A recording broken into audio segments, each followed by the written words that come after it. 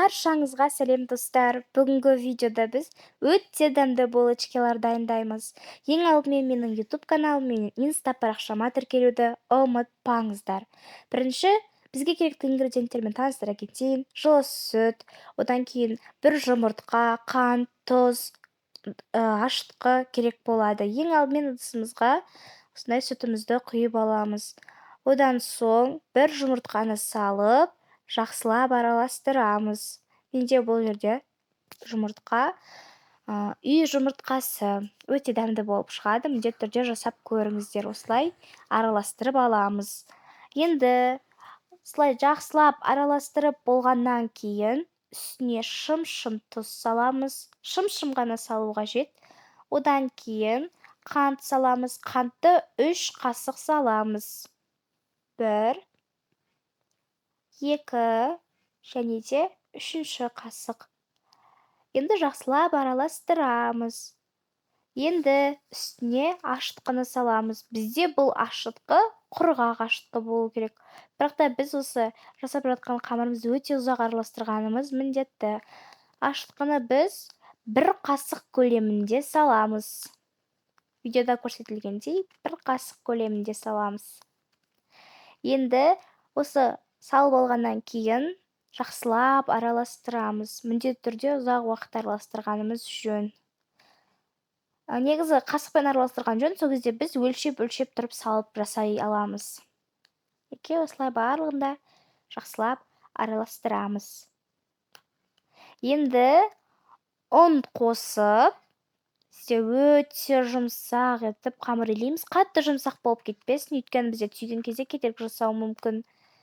Енді сол жасап болғаннан кейін, қамырымызды илеп болғаннан кейін жылы жерге 1 сағатқа қоямыз. Енді сіздерге 1 сағатқа қойғаннан кейін бірнеше бөліктерге бөліп аламыз. Одан кейін қазір түйуді көрсететін боламын. Менде қалғандарын түйіп қойдым, осы 2 қамырменен сіздерге қазір көрсетемін. Сіздер өздеріңіз қалаған, егер де білетін болсаңыздар, қалаған түрде түйе аласыздар. Өздеріңіз қалағанша жасай аласыздар. Мен сіздерге қазір 2 түрін көрсетемін. Ең алдымен осылай бір қамырды ұзын етіп жасап аламыз. Және де ұзын етіп жасап алғаннан кейін орай бастаймыз. Егер қаласаңыздар, басқасымен де жасауларыңызға болады. Екіншісін түйеміз. Және де достар, мына жерде мен жұмыртқаның сары уызыменен қантты араластырған болатынмын. Ол өте дәмді болады және де бетіне жақсақ, сәнді әрі сап-сары болып, әдемі болып шығады. Енді екіншісін жасаймыз. Екіншісінде қолмен жасаңыздар да болады, оқтаумен жасаңыздар да болады. Қолмен жайған ыңғайырақ. Осылай жайып аламыз. Өздеріңізге ыңғайлы етіп әрине.